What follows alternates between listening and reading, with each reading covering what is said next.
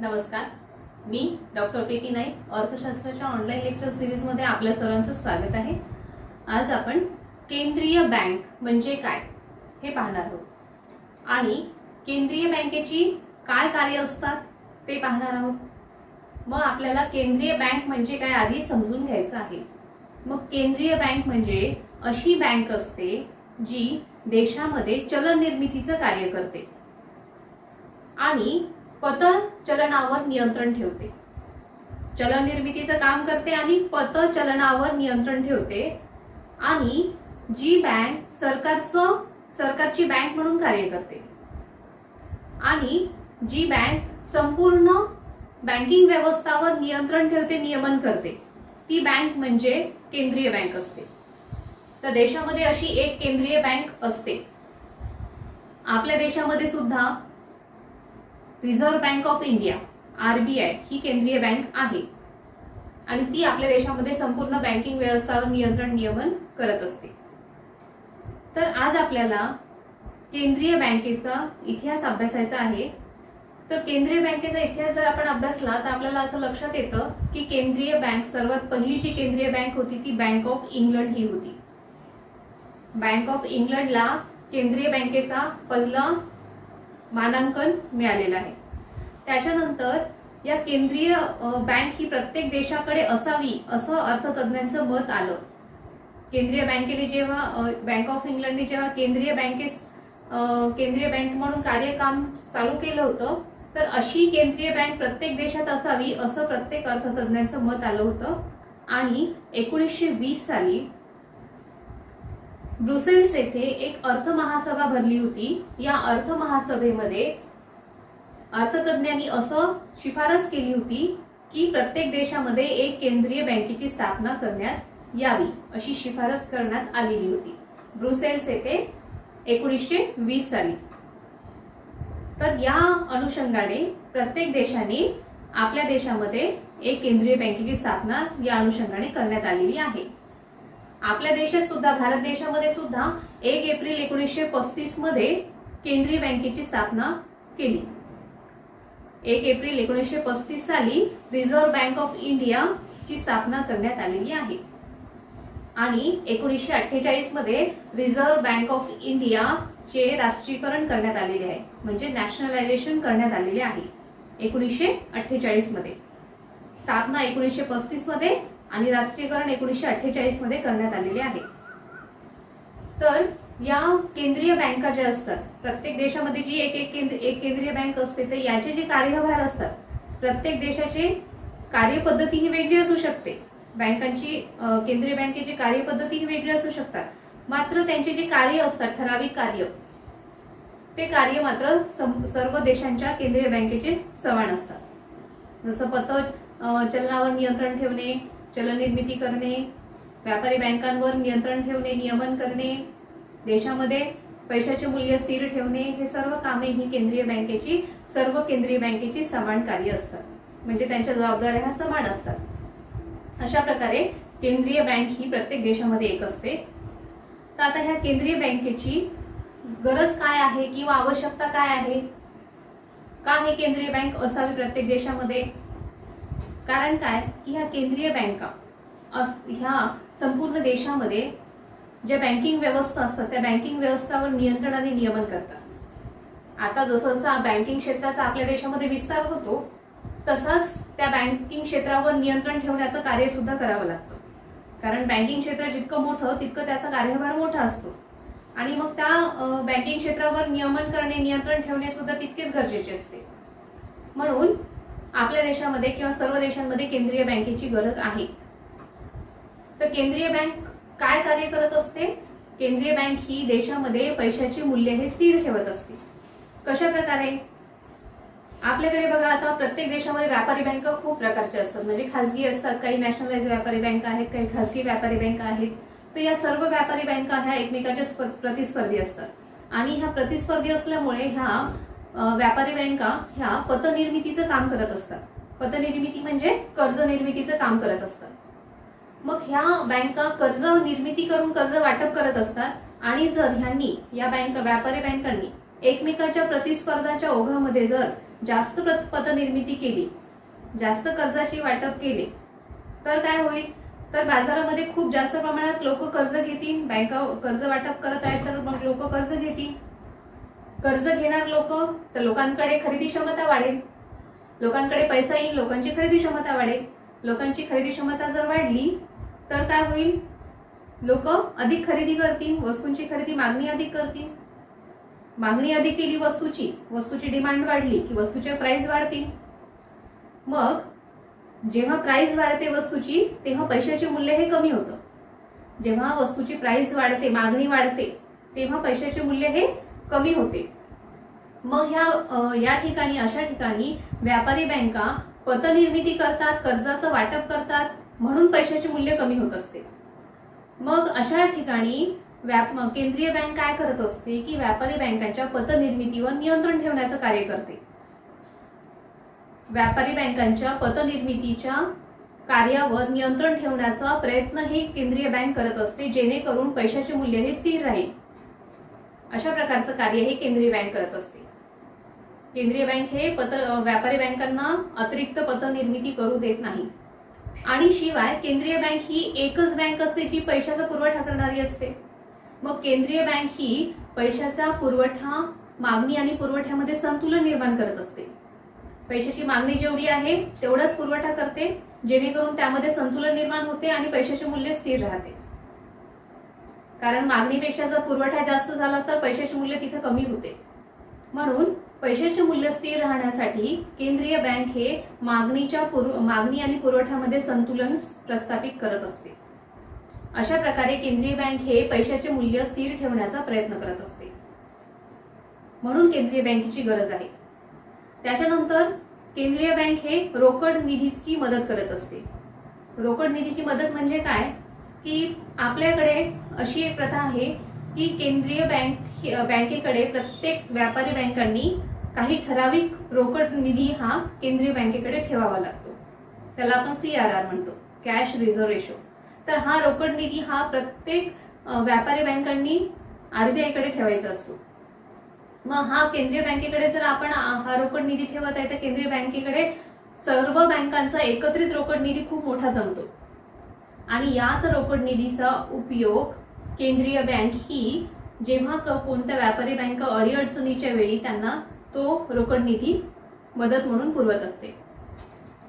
अशा प्रकारे यामुळे काय होईल की प्रत्येक बँकेला केंद्रीय बँक ही अडीअडचणीच्या वेळी मदत करत असल्यामुळे त्यांना स्वतःजवळ कुठला जास्तीचा रोकड निधी बाळगण्याची गरज नाही. कारण त्यांना माहिती असते की आपल्याला अडचण असेल तर आपल्याला केंद्रीय बँक ही केव्हाही रोकड निधीची पुरवठा करू शकते. म्हणून त्या व्यापारी बँका स्वतःजवळ रोकड निधी बाळगत नाही. म्हणून अशा प्रकारे रोकड निधीचा पुरवठा हा केंद्रीय बँकेकडे होते आणि केंद्रीय बँक ही व्यापारी बँकांना केव्हाही मदत करत असू शकल्यामुळे केंद्रीय व्यापारी बँकांना स्वतःजवळ जास्तीचा रोकड निधी बाळगण्याची गरज पडत नाही. म्हणून प्रत्येक बँक ही स्वतःजवळ जास्त रोकड निधी बाळगत नाही आणि त्याच्यामुळे रोकड निधीचा पुरेपूर वापर तिथे होत असतो. आणि जर ही केंद्रीय बँक नसती तर काय झालं असतं? केंद्रीय बँक नसती तर काय प्रत्येक बँकेला त्यांच्या अडीअडचणीच्या वेळीसाठी स्वतःजवळ जास्तीची रोकड निधी बाळगावी लागली असती. म्हणून काय झालं असतं? मग रोकड निधी प्रत्येक बँकांकडे असा सेव्हिंग मध्ये राहिला असता तर आपल्या देशातील जे रोख निधी आहे त्याचा उपयोग हा पुरेपूर झाला नसता. कारण प्रत्येक बँकेला जास्तीत जास्त रोख निधी आपल्या अडचणीच्या वेळी शिल्लक म्हणून ठेवावा लागला असता. तर त्याचा रोकड निधी हा प्रत्येक बँकेकडे पडून असता, त्याचा उपयोग हा काटेकोरपणे झाला नसता. म्हणून रोकड निधीचा पुरेपूर उपयोग करण्यासाठी केंद्रीय बँक ही मदत करत असते. त्याच्यानंतर या केंद्रीय बँकेकडे आणखी एक जबाबदारी असते की आपल्याकडची बँकिंग व्यवस्था ही व्यवस्थित ठेवणे आणि त्याच्यावर नियंत्रण ठेवणे हे कार्य सुद्धा केंद्रीय बँक करत असते. तर आपल्याकडे जी केंद्रीय बँक असते ती काय करत असते? आपल्या देशातील जे सर्व बँकिंग व्यवस्था आहे त्यांच्यावर नियंत्रण ठेवत असते. तर ह्या बँकिंग व्यवस्थावर नियंत्रण केंद्रीय बँकेच्या अंतर्गत या सर्व बँका कार्य करत असतात. मग ह्या केंद्रीय बँक ही सर्व बँकांना संघटित करण्याचं कार्य करते. आणि त्याच्याद्वारे या बँकिंग व्यवस्थांचा विकास करण्याचा सुद्धा प्रयत्न करते. या बँकिंग व्यवस्थांना संघटित करते आणि बँकिंग व्यवस्थांचा विकास सुद्धा करत असते. आणि या केंद्रीय बँक असल्यामुळे काय होतं की देशामध्ये पैशाचं धोरण जसं पाहिजे, म्हणजे तेजी आहे मंदी आहे याच्या आकारानुसार, तेजी मंदीच्या अंदाजानुसार पैशाचं धोरण वेगळं आखत असते आणि त्यानुसार व्यापारी बँकांवर नियंत्रण ठेवत असते. अशा प्रकारे केंद्रीय बँक कार्य करत असते. जसं पैशाचं धोरण पाहिजे, गरज आहे त्या पद्धतीने पैशाचं धोरण आखते आणि व्यापारी बँकांना तसे आदेश देते. अशा प्रकारे केंद्रीय बँक हे पैशाची मूल्य स्थिर ठेवण्यासाठी किंवा पैसा धोरण आखण्यासाठी कार्य करत असते. आणि ही जी केंद्रीय बँक आहे, ही केंद्रीय बँक या व्यापारी बँकांना कार्य करत असताना काही अडचणीच्या वेळी मदत सुद्धा करत असते. समजा एखादी बँक बुडीत चाललेली आहे किंवा ती दिवाळखोरीत निघालेली आहे, अशा वेळी केंद्रीय बँक त्या बँकांना मदत करते, त्या बँकेना बुडू देत नाही. कारण काय, की एखादी बँक जर बुडाली आणि त्यामध्ये लोकांची बचत गुंतलेली आहे आणि ती बँक बुडाली तर काय होईल, लोकांचा विश्वास बँकिंग सिस्टीमवरचा निघून जाईल. बँकेवरचा विश्वास जर लोकांचा गेला तर आपली जी अर्थव्यवस्थावर त्याचा परिणाम होईल. म्हणून लोकांचा बँकेवरचा विश्वास जाऊ नये आणि आपली अर्थव्यवस्था टिकून राहावी यासाठी केंद्रीय बँक ही कोणत्याही बँकेला बुडती वेळी मदत करते, कोणत्याही बँकेला अडचणीच्या वेळेस मदत करत असते. म्हणूनच केंद्रीय बँक ही असणे गरजेचे आहे. तर आता आपल्याला केंद्रीय बँकेची कार्य, ही महत्त्वपूर्ण कार्य कोणकोणती असतात ती डिटेलमध्ये पाहायची आहे. तर आता केंद्रीय बँकेची कार्य ही दोन विभागात विभागलेली असतात. पहिला विभाग आहे त्याच्यामधला चलन निर्मितीचं कार्य करत असते. केंद्रीय बँक काय करत असते, चलन निर्मितीचं कार्य एक करत असते आणि दुसरं बँक विषयक कार्य करत असते. अशी दोन विभागात वेगवेगळे कार्य ते करत असतात. मग चलन विषयक कार्यामध्ये कोणत्या कार्याचा समावेश होतो, तर चलन निर्मिती करणे. चलन निर्मिती करणे देशामध्ये आणि पतचलनावर नियंत्रण ठेवणे हे चलन विषयक कार्य केंद्रीय बँक करत असते. आणि देशामधील चलनाचे मूल्य, देशांतर्गत चलनाचे मूल्य स्थिर ठेवण्याचा प्रयत्न करते आणि विदेशी व्यापारात सुद्धा चलनाचे मूल्य स्थिर ठेवण्याचा प्रयत्न हे केंद्रीय बँक करत असते. तसेच बँक विषयक कार्यासाठी काय करत असते, तर केंद्रीय बँक ही बँकांची बँक म्हणून कार्य करते आणि सरकारची बँक म्हणून कार्य करते. मग सरकारची बँक म्हणून एक महत्त्वपूर्ण जबाबदारी ही केंद्रीय बँकेकडे असते की सरकारचे संपूर्ण जे जमा खर्च, सरकारचा जो आर्थिक व्यवहार आहे ते पूर्ण सांभाळण्याचं कार्य हे केंद्रीय बँकेला करावे लागते. आणि बँकिंगवर, संपूर्ण बँकिंग व्यवस्थावर नियमन करण्याचे कार्य सुद्धा या केंद्रीय बँकेला करावे लागतात. तर आपण यातलं पहिलं कार्य पाहूयात केंद्रीय बँकेचं. तर हे केंद्रीय बँकेला हे सर्व कार्य करत असताना केंद्रीय बँकेला काही अधिकार सुद्धा दिलेले असतात की हे सर्व कार्य करण्यासाठी, ह्या जबाबदाऱ्या पार पाडण्यासाठी केंद्रीय बँकेला काही विशिष्ट अधिकार सुद्धा देण्यात आलेले आहेत. तर ह्या केंद्रीय बँकेचे कार्य पाहूया कोणकोणती आहेत ते. तर केंद्रीय बँकेची महत्त्वपूर्ण कार्य आहेत. त्यातलं पहिलं कार्य असं आहे, चलन निर्मितीचा एक अधिकार. आता चलन निर्मिती करण्याचा एक अधिकार हा आपल्याकडे केंद्रीय बँकेला देण्यात आलेला आहे. कोणत्याही देशात तो केंद्रीय बँकेकडेच अधिकार असतो. तर केंद्रीय बँक ह्या एका संस्थेकडे चलन निर्मितीचा अधिकार असल्यामुळे चलन हे एकाच स्वरूपाचे असते.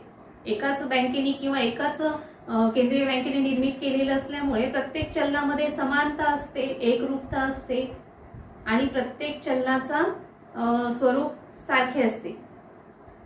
शिवाय एकाच संस्थेकडे जर ती चलनाची निर्मितीचं कार्य असेल तर चलनाचा खर्च सुद्धा तिथे कमी होतो. आणि चलनामध्ये समानता, एकरूपता असल्यामुळे, एकाच बँकेने निर्मित केल्यामुळे त्या चलनामध्ये समानता असते, एकरूपता असते आणि त्यामुळे काय होतं की आपण आपल्या देशाच्या अंतर्गत कोणत्याही भागात जाऊन व्यवहार केला तरी तो तिथे व्यवहारात अडचण येत नाही.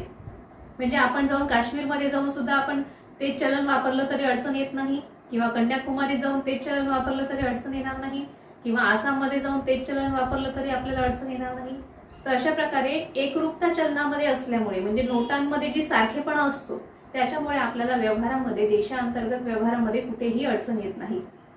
शिवाय चलनाचा एका संस्थेचा कार्य असल्यामुळे चलनाचा निर्मितीचा खर्च सुद्धा कमी येतो. आणि या चलन निर्मिती म्हणजे नोटांची निर्मिती करत असताना जो धागा वापरला जातो, जो कागद वापरला जातो, म्हणजे जे मटेरियल वापरलं जातं, एक विशिष्ट प्रकारचा कागद तो असतो आणि विशिष्ट प्रकारचा धागा त्यामध्ये वापरला जात असतो, जो आपण तर त्या धाग्याचा त्या धाग्यामध्ये गुप्तता असणे आवश्यक आहे, जेणेकरून तसं चलन किंवा तसा कागद कोणीही तशाच प्रकारची प्रिंटिंग करून नकली नोटा छापू नये. म्हणून त्या विशिष्ट कागदामध्ये गोपनीयता असणे आवश्यक आहे. म्हणून चलन निर्मितीचं काम एकाच बँकेकडे असल्यामुळे त्या मटेरियलमध्ये गोपनीयता आणणे सोपे जाते. गोपनीयता राखू शकतो आपण, शक्य होतं ते आपल्याला. कारण काय, जर चलनाच्या या मटेरियलचा वापर अन्य जर कोणी करू शकले तर अशा प्रकारच्या नकली नोटा छापून बाजारामध्ये त्या वितरित करणे अशा प्रकार होऊ शकतात. म्हणून चलन हे एकाच बँकेने निर्मित केले पाहिजे आणि त्यामध्ये वापरलेलं जे मटेरियल असतं, ज्यामध्ये वापरलेले जे धागा आहे किंवा ते कागद आहे, त्याच्यामध्ये सुद्धा गोपनीयता असणे आवश्यक आहे, जेणेकरून कुणीही असं चलन निर्मित केले नाही पाहिजे. शिवाय या चलन निर्मितीचं काम एकाच संस्थेकडे असल्यामुळे काय होतं की जर बाजारामध्ये पैशाचा पुरवठा, चलन निर्मिती किती करायची आहे, मागणी किती आहे, त्या अनुषंगाने पुरवठा ती संस्था करू शकते. म्हणून काय होतं की चलनाची मागणी आणि पुरवठ्यामध्ये जे संतुलन निर्माण करायचं आहे ते कार्य अधिक चांगल्या प्रकारे करू शकतो. आणि त्यामुळे काय होतं की ह्या निर्णयामध्ये अधिक कार्यक्षमता येऊन जाते की मागणी किती आहे त्या अनुषंगाने आपण पुरवठा करू शकतो. तर त्यामुळे अधिक कार्यक्षमता या निर्णयामध्ये येत असते. आणि या एका केंद्रीय बँकेने चलन निर्मित केल्यामुळे मागणी आणि पुरवठ्यातून जे संतुलन निर्माण होतं आणि त्यामुळे जो चलन निर्मितीमुळे जो फायदा होत असतो आपल्या देशाला, त्या फायद्याचा आपण किंवा त्या लाभाचा आपण आपल्या आर्थिक विकासामध्ये उपयोग करून घेऊ शकतो. म्हणून केंद्रीय बँकेकडे, एकाच बँकेकडे अशी चलन निर्मितीचा अधिकार असावा. आणि केंद्रीय बँकेने निर्माण केलेले जे पण नोटा असतात किंवा जे पण चलन असतं ते चलन कसं असतं, विधिग्राह्य असतं, त्याला कायद्याने मान्यता दिलेली असते. म्हणून सर्वत्र ते मान्य केलेले जात असते किंवा ऍक्सेप्ट करतात. व्यवहारासाठी ते सर्व लोक त्यावर विश्वास ठेवतात आणि ते ऍक्सेप्ट करत असतात. त्यामुळे एकाच बँकेकडे असे चलन निर्मितीचं कार्य असणे आवश्यक आहे. मात्र केंद्रीय बँकेला खूप जास्त प्रमाणात नोटाची निर्मिती करता येत नाही, त्यावरही काही बंधन आहे. नोटांची निर्मिती केंद्रीय बँक करू शकतात, परंतु अतिरिक्त चलन निर्मिती केल्यामुळे त्याचे विपरीत परिणाम पडू शकतात. अतिरिक्त चलन बाजारात झालं तर पैशाचे मूल्य तिथे घसरते, पैशाची पुरवठा बाजारात जास्त झाला तर पैशाचे मूल्य घसरते. त्यासाठी चलनाची निर्मिती किती करावी यासाठी सुद्धा एक विशिष्ट कायदा आपल्याकडे करण्यात आलेला आहे. रिझर्व्ह बँकेच्या संदर्भात एक कायदा करण्यात आलेला आहे. हा कायदा करण्यात आलेला आहे. या कायद्यामध्ये आपल्याला सांगितलेलं होतं, या कायद्यामध्ये रिझर्व्ह बँकेने किती चलन निर्मिती करण्यासाठी किती निधी बाजूला ठेवावा, त्याला आपण काय म्हणू, किमान निधी पद्धतीचा अवलंब त्यामध्ये करण्यात आला त्या कायद्यामध्ये. आणि त्यामध्ये असं सांगण्यात आलं होतं की आरबीआयला जर पैसा चलन निर्मिती करायची असेल तर आरबीआयनी काही ठराविक रोकड निधी हा बाजूला काढून ठेवायचा. तेवढा निधी ठेवल्यानंतरच त्याला आरबीआयला चलन निर्मिती करता येत असते. मग त्यांनी 200 कोटीची चलन रोकड ही बाजूला काढून ठेवल्यानंतर आरबीआयला चलन निर्मिती करण्याचा अधिकार मिळत होता. मग 200 कोटी म्हणजे त्यामध्ये 115 कोटी निधी हा सुवर्णामध्ये ठेवावा लागत होता आणि 85 कोटी हा विदेशी चलनामध्ये रोकड निधी हा ठेवल्यानंतर आरबीआयला चलन निर्मिती करण्याचा अधिकार मिळत होता. त्यामुळे हा निधी ठेवल्यानंतर रिझर्व्ह बँक ऑफ इंडियाला चलन निर्मिती करता येते, ते पण सरकारी रोख्यांना तारण ठेवून आरबीआय चलन निर्मिती करू शकते. अशा प्रकारे चलन निर्मितीचा अधिकार रिझर्व्ह बँक ऑफ इंडियाला मिळालेला आहे. आणि त्याच्यानंतर रिझर्व्ह बँक ऑफ इंडिया सुद्धा चलनाची निर्मिती अतिरिक्त करू शकत नाही. कारण काय की अतिरिक्त चलन निर्मिती केली आणि बाजारामध्ये चलनाची वाढ झाली, चलन पुरवठा जास्त झाला, तर बाजारामध्ये कर्जाची निर्मिती अधिक होते, लोकांकडे पैशाचा पुरवठा अधिक होतो आणि त्यामुळे वस्तूच्या किमती वाढतील, पैशाचे मूल्य कमी होईल, असं व्यापार चक्र चालू होऊ शकते. म्हणून आरबीआयला सुद्धा जास्त चलन निर्मिती करता येत नाही, त्यावर सुद्धा बंधनं आहेत. हे चलन निर्मितीचं कार्य आरबीआय अशा प्रकारे करत असते. पहिलं हे एक कार्य होतं चलन निर्मितीचं. दुसरं आहे विदेशी विनिमय दर स्थिर ठेवणे. हे कार्य आरबीआय करत असते किंवा केंद्रीय बँक करत असते. विदेशी विनिमय दर स्थिर ठेवणे. आता विदेशी विनिमय दर म्हणजे काय असतं? आपण पाहतो की दोन देश असतात, ते एकमेकांसोबत आंतरराष्ट्रीय व्यापार करत असतात. आंतरराष्ट्रीय व्यापार करत असताना त्यांच्यामध्ये चलनाची देवाणघेवाण होत असते. या देशाच्या चलनाच्या बदल्यात त्यांना दुसऱ्या देशाचं चलन हवं असतं. त्या चलनाचा जो विनिमय दर असतो तो स्थिर ठेवण्याचा प्रयत्न किंवा जबाबदारी ही केंद्रीय बँकेवर असते. केंद्रीय बँक काय करत असते की या चलनाच्या दरामध्ये, विनिमय दरामध्ये स्थिरता ठेवण्यासाठी एका देशाच्या चलनाच्या बदल्यात दुसऱ्या देशाचे चलन आणि दुसऱ्या देशाच्या चलनाच्या बदल्यात दुसऱ्या देशाचे चलन, हे याचा जो दर असतो तो स्थिर ठेवण्याची जबाबदारी ही आरबीआय कडे देण्यात आलेली आहे. मग आरबीआय काय करत असते? रिझर्व्ह बँक ऑफ इंडिया, समजा रुपये ह्या चलन, आपल्या देशातील चलन रुपयाच्या बदल्यात विदेशी विनिमय दर, विदेशी चलन हे कोणत्या दराने खरेदी करायचं, यासाठी जो दर आहे तो दर हा दरवर्षी आपला दर राजपत्रामध्ये चलनाच्या बदल्यात विदेशी विनिमय दराचा खरेदी विक्रीचा जो दर आहे तो स्थिर ठेवण्यासाठी जो विदेशी विनिमय खरेदीचा दर आहे, विदेशी चलन विक्रीचा दर आहे, विदेशी चलन खरेदीचा दर आहे, हा दर राजपत्रामध्ये रिझर्व्ह बँक ऑफ इंडिया ही जाहीर करत असते. तर याचप्रमाणे रिझर्व्ह बँक ऑफ इंडिया विदेशी चलन खरेदी विक्रीच्या व्यवहारामध्ये स्थिरता आणण्याचा प्रयत्न करत असते. हे झालं विदेशी विनिमय दर स्थिर ठेवण्याच्या बाबतीत. हे दुसरं कार्य होतं रिझर्व्ह बँक ऑफ इंडियाचं. तिसरं कार्य असं आहे सरकारची बँक म्हणून कार्य करणे. आता केंद्रीय बँकेला सरकारची बँक म्हटले जात असते. तर सरकारचे जे आर्थिक व्यवहार आहेत ते संपूर्ण आर्थिक व्यवहार सांभाळण्याचं कार्य हे केंद्रीय बँक करत असते. एक महत्त्वपूर्ण मान त्या बँकेला मिळालेला आहे की सरकारचे एक महत्त्वपूर्ण कार्य व्यवहार सर्वांचा हिशोब ती बँक ठेवत असते. तर कोणकोणते कार्य करत असते रिझर्व्ह बँक केंद्रीय सरकारच्या वतीने?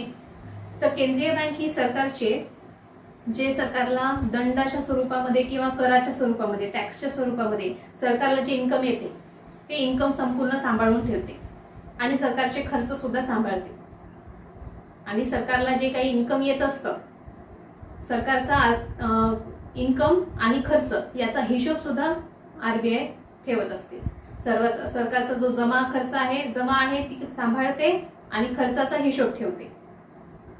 त्याच्यानंतर सरकारला जे एका राज्यातून दुसऱ्या राज्यामध्ये काही रक्कम पाठवायची आहे, एका राज्यातून दुसऱ्या राज्यामध्ये, त्या कारभारावर त्यांना नियंत्रण त्या रक्कम एका राज्यातून दुसऱ्या राज्यात पाठवून देते.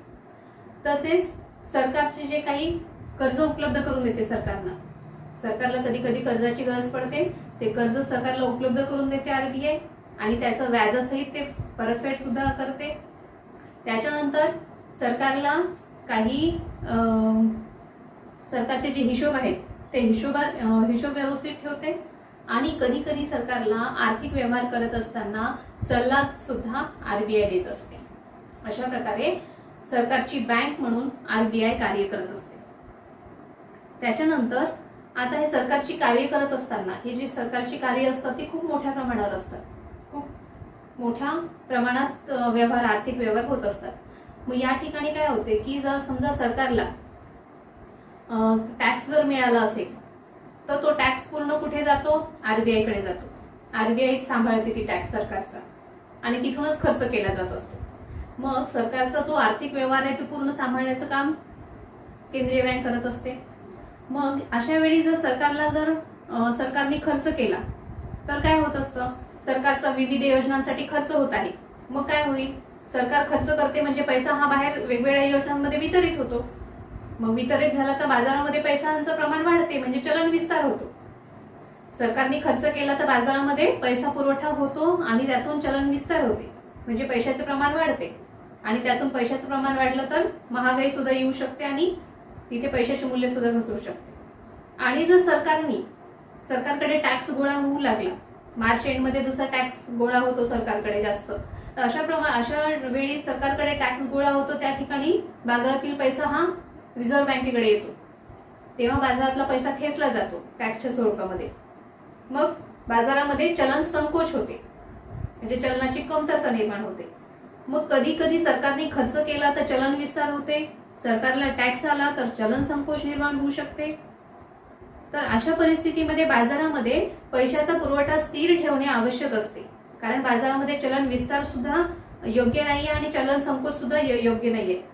तर अशी परिस्थिती निर्माण झाली तर तिथे पैशाचं संतुलन, पैशाचा पुरवठा योग्य प्रमाणात ठेवण्यासाठी ही जी केंद्रीय बँक आहे ती कधी कधी रोख्यांची खुल्या बाजारामध्ये रोख्यांची खरेदी विक्री करून पैशाचा पुरवठा स्थिर ठेवण्याचा प्रयत्न करते.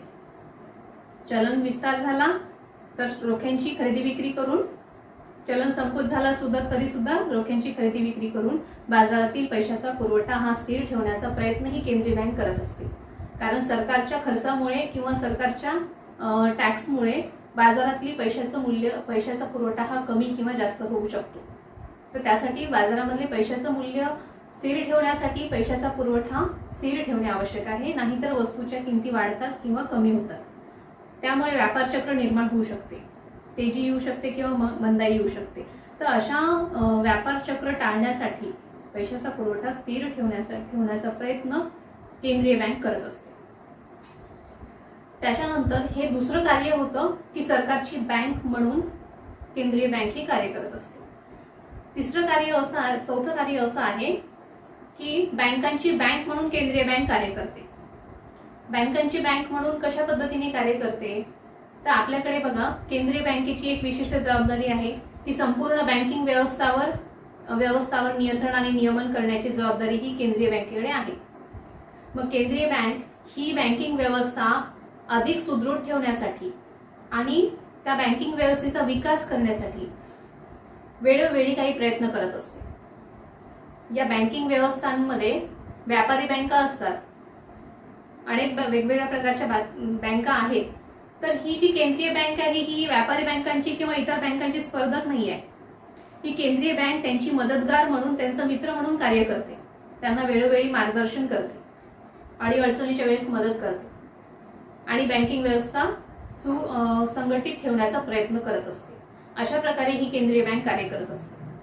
तर केंद्रीय बँक ही अशा पद्धतीने जबाबदारी पार पाडत असताना त्यांना विविध कामे करायला लागतात. बँकांची बँक म्हणून कार्य करत असताना कोणकोणती कामे ही केंद्रीय बँक करत असते? पहिलं कार्य आहे रोखता निधीची मदत. आता केंद्रीय बँकेकडे संपूर्ण ज्या व्यापारी बँका आहेत देशामध्ये, त्या व्यापारी बँकांना त्यांच्या जवळचा रोख निधी हा केंद्रीय बँकेकडे ठेवावा लागतो.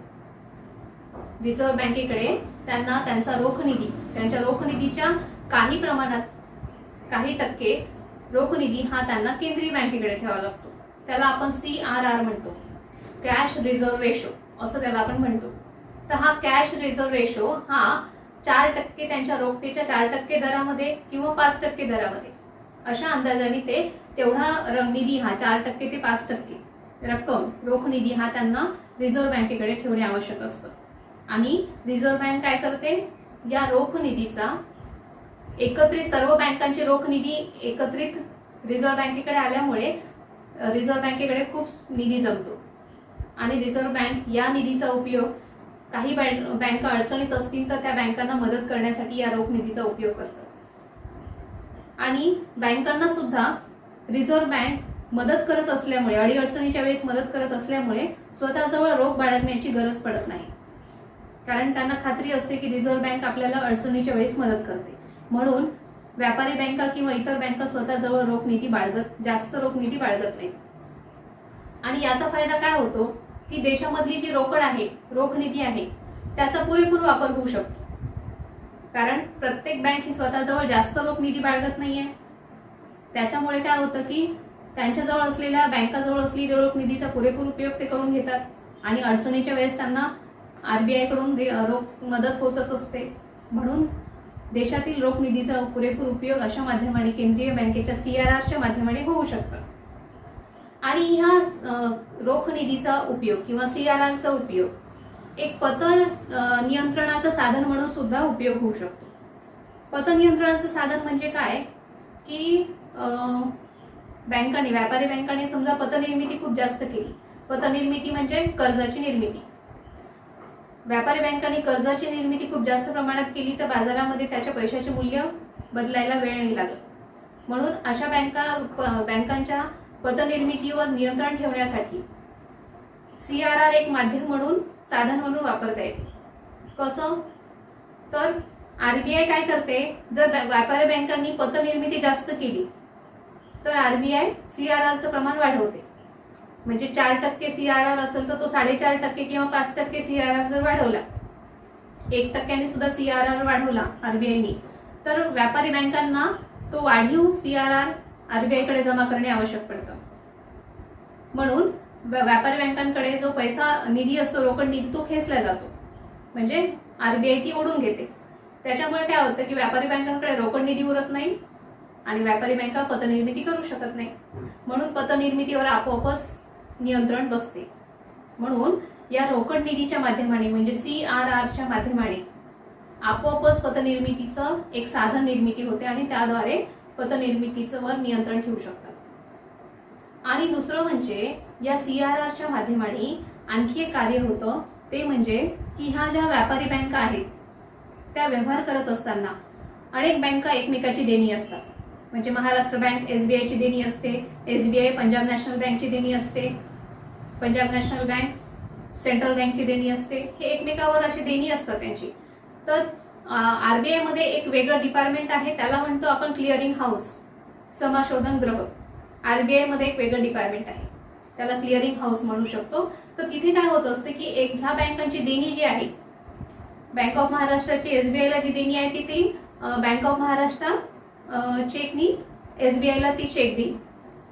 तर तिथे ज्या सगळ्या बँकांची रोकड ही आरबीआय कडे असल्यामुळे प्रत्येक बँक ही आरबीआय वर चेक काढून ती देणी तिथे क्लिअर करू शकते.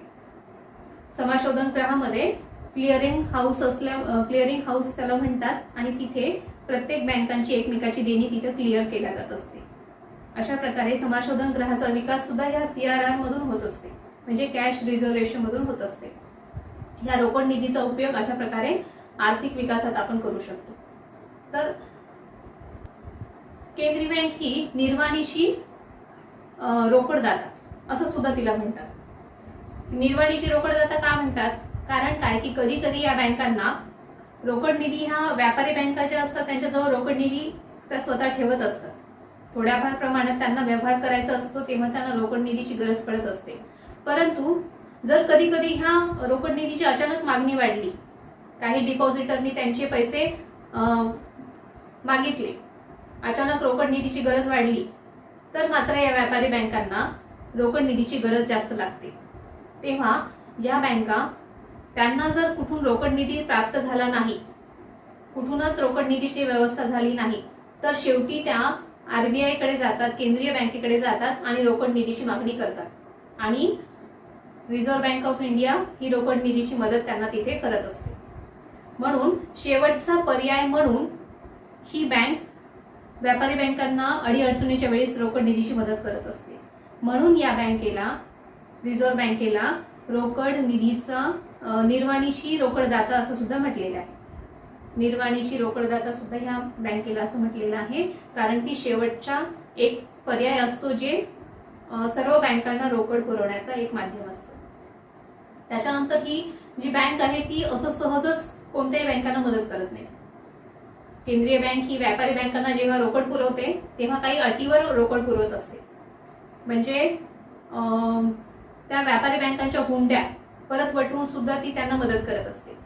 व्यापारी बँकांच्या हुंड्या परत वटवून त्यांना रोकड पुरवत असते किंवा सरकारी ऋणपत्र जे असतात, सरकारी बॉन्ड्स असतात, त्याच्या तारणावर ते त्यांना कर्ज स्वरूपामध्ये पैसा पुरवत असतात, मदत करत असतात, किंवा ह्या सरकारी ऋणपत्राच्या खरेदी विक्री करून सुद्धा त्यांना पैसा पुरवत असतात. म्हणजे सरकारी बॉन्डची खरेदी विक्री करून ते व्यापारी बँकांना पैसा केंद्रीय बँक पुरवत असते. अशा प्रकारे ह्या अटीवरच केंद्रीय बँक व्यापारी बँकांना पैसा पुरवत असते. कारण काय? कारण कधीही व्यापारी बँकांनी उठसूट येऊन केंद्रीय बँकेकडे रोकड निधीची मागणी करू नये, म्हणून अशा अटीवरच केंद्रीय बँक ही मदत करत असते. हे व्यापारी बँकांचं कार्य आहे. त्याच्यानंतर ही जी व्यापारी बँक आहे ही सर्व बँकिंग व्यवस्थेवर नियंत्रण नियमन करण्याचं कार्य सुद्धा करते. कारण काय की ही व्यापारी बँक आहे, ही जी केंद्रीय बँक आहे, ही केंद्रीय बँक ही बँकेचं अजून एक जबाबदारी अशी आहे की संपूर्ण बँकिंग व्यवस्थेवर नियंत्रण ठेवणे, नियमन करणे हे तिची जबाबदारी आहे. त्या अनुषंगाने या केंद्रीय बँकेला काही विशिष्ट अधिकार सुद्धा देण्यात आलेले आहेत. कोणते अधिकार देण्यात आलेले आहेत?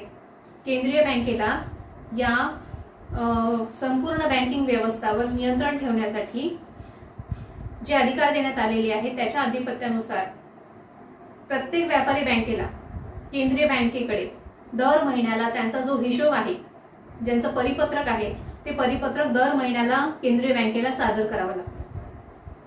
प्रत्येक व्यापारी बँकेला त्यांचं जे परिपत्रक आहे हिशोबांचं ते पूर्ण एक दर महिन्याचं केंद्रीय बँकेला सादर करावं लागतं आणि दर वर्षाचं ताळेबंद, व्यवहारांचा ताळेबंद असलेलं पत्रक सुद्धा आरबीआयला त्यांना दरवर्षी द्यावं लागतं, जेणेकरून व्यापारी बँकांचा जो कारभार आहे तो वेळीच आरबीआयला कळू शकेल. याशिवाय आरबीआय दरवर्षी काही विशिष्ट अधिकारी प्रत्येक बँकेला भेट देत असतात. आरबीआयचे विशिष्ट अधिकारी बँकेला भेट देऊन त्या बँकांचा व्यवहार तपासत असतात. त्यांचं ऑडिट दरवर्षी करत असतात. व्यवहार तपासणे म्हणजे ऑडिट करणे. दरवर्षी त्या बँकांचं ऑडिट सुद्धा आरबीआयचे अधिकारी करून जात असतात. त्यामुळे काय होतं की एखाद्या बँकांचा व्यवहार कसा चाललेला आहे, बँकिंग व्यवस्था कशा पद्धतीने कार्य करत आहे याचं वेळोवेळी माहिती ही केंद्रीय बँकेला मिळते. त्यामुळे कोणतीही बँक चुकीचा निर्णय घेत नाहीये, कोणतीही बँक व्यवस्थित काम करत आहे याचा अंदाज आरबीआयला राहतो. आणि समजा एखादी बँक चुकीचा निर्णय घेत आहे, चुकीच्या पद्धतीने कार्य करत आहे आणि नुकसानदायक निर्णय ती घेत आहे, अशा ठिकाणी आरबीआय त्याला वेळी सूचना करते की तुम्ही अशा पद्धतीने कार्य करू नका, हे निर्णय तुमचा बंद करा. आणि समजा एखाद्या त्या बँकेने ऐकलं नाही, आरबीआयने सांगितलेल्या सूचनाचं त्यांनी पालन केलं नाही, तर त्यांचा व्यवहार बंद पाडण्याचा अधिकार सुद्धा केंद्रीय बँकेला आहे. एखाद्या बँकेने नियमाच्या बाहेर जर कार्य करत असेल तर त्या बँकिंगचा व्यवहार बंद पाडण्याचं कार्य सुद्धा अधिकार सुद्धा आरबीआयला दिलेला आहे. अशा प्रकारे आरबीआय ही संपूर्ण बँकिंग व्यवस्थेवर नियंत्रण आणि नियमन करण्याचा अधिकार त्या बँकेला, केंद्रीय बँकेला दिलेला आहे. अशा प्रकारे केंद्रीय बँक ही संपूर्ण बँकिंग व्यवस्थेवर नियमन आणि नियंत्रण ठेवत असते. त्याच्यानंतर केंद्रीय बँक ही पतनियंत्रणाचे कार्य सुद्धा करत असते. पतनियंत्रण म्हणजे काय की व्यापारी बँका ह्या त्यांच्याजवळ असलेला जो रोकड निधी आहे त्या रोकड निधीचा उपयोग करून जास्तीचं कर्ज वाटप करतात. म्हणजे त्यांच्याकडे असेल कमी रोख निधी कमी आहे, परंतु तो त्याच्यापेक्षा दुप्पट कर्ज लोकांना वाटतात. याच कार्याला आपण पतनिर्मिती म्हणतो. तर हे पतनिर्मिती करण्याचं काम हे व्यापारी बँका करत असतात. कारण व्यापारी बँका नफा कमविणे हे त्यांचा उद्देश असतो आणि नफा कमवण्याच्या ओघामध्ये या बँका अतिरिक्त पतनिर्मिती कधी कधी करत असतात. तर या पतनिर्मितीचा फायदा होत असतो, विकासामध्ये फायदा होतो की उद्योग व्यापाऱ्यांना जास्तीचं कर्ज मिळतं. परंतु या पतनिर्मिती जर जास्त प्रमाणात झाली आणि बाजारात खूप जास्त प्रमाणामध्ये पैशाचा पुरवठा झाला तर मात्र त्याचे अनिष्ट परिणाम आर्थिक व्यवस्थेवर होतात किंवा अर्थव्यवस्थेवर होतात. कधी कधी जास्त पतनिर्मिती झाली, जास्त कर्जाची निर्मिती झाली तर बाजारात पैशाचा पुरवठा वाढतो. बाजारामध्ये पैशाचा पुरवठा वाढला म्हणजे कर्ज निर्मिती म्हणजे कर्ज वाटप करणे. कर्ज जर व्यापारी बँकांनी वाटलं तर पैशाचा पुरवठा बाजारात जास्त होतो आणि व्यापारी बँकांनी जो वाटप सुरू केला त्याच्यामुळे बाजारामध्ये लोकांच्या हातात पैसा येतो, लोक कर्ज घेतात, लोकांकडे खरेदी क्षमता वाढते. खरेदी क्षमता वाढल्यामुळे लोक अधिक वस्तूंची मागणी करतात, वेगवेगळ्या वस्तूंची मागणी करतात वस्तूची मागणी वाढली की वस्तूचे मूल्य वाढतं. आपल्याला माहिती आहे मागणी वाढली की मूल्य वाढतं, डिमांड वाढली की प्राइस वाढते. मग वस्तूची मागणी वाढली की तिथे वस्तूच्या किमती वाढायला लागतात आणि किंमत वाढली की पैशाचे मूल्य मात्र घटतं. वस्तूच्या किमती वाढल्या की पैशाचे मूल्य कमी होते. म्हणून पैशाचे मूल्य स्थिर ठेवण्यासाठी आणि देशातील अर्थव्यवस्था वस्तूच्या किमती पण स्थिर ठेवण्यासाठी रिझर्व्ह बँक ऑफ इंडियाला पतनिर्मितीवर नियंत्रण वेळीच ठेवणे आवश्यक असते. म्हणून रिझर्व्ह बँकेला पतनियंत्रणाचे अधिकार दिलेले आहेत. म्हणजे पतनिर्मितीवर बंधन ठेवणे. व्यापारी बँका ज्या पतनिर्मिती करतात, कर्जाची वाटप करतात, त्यांना अतिरिक्त कर्ज वाटपावर बंधन घालणे हे कार्य केंद्रीय बँकेचं आहे. कारण काय? त्यामुळे पैशाचे मूल्य कमी अधिक होत असते. आता आपल्याला लक्षात आलं असं, हे पण प्रश्न पडला असेल की वस्तूच्या किमती वाढल्याने पैशाचे मूल्य कसे कमी होते. वस्तूच्या किमती वाढल्या की पैशाचे मूल्य कसे कमी होते. पहा, तुम्ही एक उदाहरण घेऊयात की एक पेन आहे, त्या पेनची किंमत 10 रुपये आहे. आज त्या पेनची किंमत 10 रुपये आहे. एका वर्षानंतर त्या पेनची किंमत 20 रुपये झाली. म्हणजे काय? पेन तोच आहे, क्वांटिटी एकच आहे, मात्र किंमत वाढली, 20 रुपये झाली. म्हणजे एका वर्षापूर्वी त्या 10 रुपयामध्ये एक पेन खरेदी करण्याची क्षमता होती. म्हणजे 10 रुपयाला एक पेनची खरेदी क्षमता 10 रुपयामध्ये होती. म्हणजे 10 रुपयाला ते मूल्य होते एक पेनची खरेदी क्षमता. परंतु कालांतराने किंमत वाढली, पेनची किंमत वाढली आणि त्या पेनची किंमत 20 रुपये झाली. मग या ठिकाणी 20 रुपये, 10 रुपयामध्ये जी क्षमता होती ती आता 20 रुपयामध्ये आली. म्हणजे 10 रुपयामध्ये एक पेनची खरेदी क्षमता होती, ती कालांतराने 20 रुपये देऊन एक पेन खरेदी करण्याची क्षमता निर्माण झाली. म्हणजे 20 रुपयामध्ये एक पेन खरेदी करण्याची क्षमता निर्माण झाली. मग या ठिकाणी काय झालेलं आहे? क्वांटिटी तीच राहिलेली आहे पेनची, मात्र पैशाचे मूल्य जे 10 रुपयाला पहिले मूल्य होते ते आता 20 रुपयाला आलेले आहे. जे मूल्य 10चे होते ते आता 20 रुपयाला आलेले आहे. अशा वेळी काय होतं की महागाई वाढली, म्हणजे पैशाचे मूल्य, वस्तूचे मूल्य वाढलेले आहे. 10 रुपयाचा पेन 20 रुपयाला झाला, म्हणजे पेनचे मूल्य वाढले आणि पैशाचे मूल्य कमी झाले. म्हणजेच काय की समजा आज आपण पाहतो की आज जी वस्तू तुम्हाला 1000 रुपयामध्ये येत आहे, विकत घेऊ शकता तुम्ही, कालांतराने एक 10 वर्षानंतर तुम्ही 1000 रुपयामध्ये ती वस्तू घेऊ शकत नाही. कारण तिथे पैशाचे मूल्य कमी झालेले असते. कारण वस्तूच्या किमती वाढलेल्या असतात आणि पैशाचे मूल्य कमी झालेले असते. अशा प्रकारे बाजारामध्ये जर पैशाचे मूल्य वाढले, बाजारामध्ये जर पैशाचा पुरवठा वाढला, लोकांनी जर जास्त वस्तूची मागणी वाढवली, तर मात्र तिथे मागणी वाढल्यामुळे वस्तूच्या किमती वाढतात. वस्तूच्या किमती वाढल्याने पैशाचे मूल्य कमी होते. अशा प्रकारे वस्तूचे मूल्य स्थिर ठेवण्यासाठी आणि पैशाचे मूल्य सुद्धा स्थिर ठेवण्यासाठी केंद्रीय बँक ही पतनिर्मितीवर नियंत्रण ठेवत असते. मग पतनियंत्रणावर नियंत्रण ठेवण्यासाठी केंद्रीय बँक वेगवेगळ्या साधनांचा वापर करते. कधी कधी खुल्या बाजारामध्ये रोख्यांची खरेदी विक्री करून पैशाचा पुरवठा कमी अधिक करत असते. कधी कधी बँक रेट वाढवते, म्हणजे बँकेचा कर्जाचा दर आहे, बँक दर, बँक रेट वाढवून सुद्धा पतनिर्मितीवर नियंत्रण ठेवू शकते. आणि कधी कधी CRRचं प्रमाण, म्हणजे कॅश रिझर्व्ह रेशो आणि statutory liquidity ratio, SLR, CRR आणि SLR, स्टॅट्युटरी लिक्विडिटी रेशो, या दोन CRR आणि SLRचं प्रमाण हे कमी अधिक करून सुद्धा RBI पतनियंत्रण करू शकते. आणखी अन्य साधने आहेत ज्याच्या आधारे RBI हे पतनियंत्रणाचं कार्य करते, ते आपल्याला समोर पाहायचं आहे. तर आज आपण काय पाहिलेलं आहे की RBI हे 5 कार्य महत्त्वपूर्ण करत असते. पहिलं आहे चलन निर्मितीचं कार्य. RBI चलन निर्मितीचं कार्य करते. कोणतीही केंद्रीय बँक ही चलन निर्मितीचं कार्य त्या देशामध्ये करत असते. त्याच्यानंतर दुसरं कार्य आहे विनिमय दरामध्ये स्थिरता ठेवणे. जे विदेशी व्यापारामध्ये चलनाचे विनिमय दर असतात, या चलनाच्या बदल्यात दुसरा चलन खरेदी करण्याचा जो दर असतो, तो दर स्थिर ठेवण्याचा प्रयत्न हा केंद्रीय बँक करत असते. हे दुसरं महत्त्वाचं कार्य आहे. तिसरं महत्त्वाचं कार्य आहे सरकारची बँक म्हणून कार्य करते. सरकारची बँक म्हणून कार्य करते. चौथं महत्त्वाचं कार्य आहे की बँकांची बँक म्हणून कार्य करते, म्हणजे सर्व बँकिंग व्यवस्थावर नियंत्रण ठेवत असते. हे चौथं कार्य आहे. आणि 5वं कार्य आहे पत चलनावर नियंत्रण ठेवते. पतनिर्मितीवर नियंत्रण ठेवते, हे 5वं कार्य आहे. हे 5 कार्य केंद्रीय बँक हे विशेष कार्य म्हणून कार्य करत असते. या व्यतिरिक्त अन्य सुद्धा कार्य आरबीआय करत असते. आज आपल्याला समजलं असेल की आरबीआय हे 5 कार्य कशा पद्धतीने करत असते. तर या पुढील भागामध्ये आपण पत नियंत्रण कसं करायचं आहे, आरबीआय पत नियंत्रण कशा पद्धतीने करते ते आपल्याला पाहायचं आहे. धन्यवाद.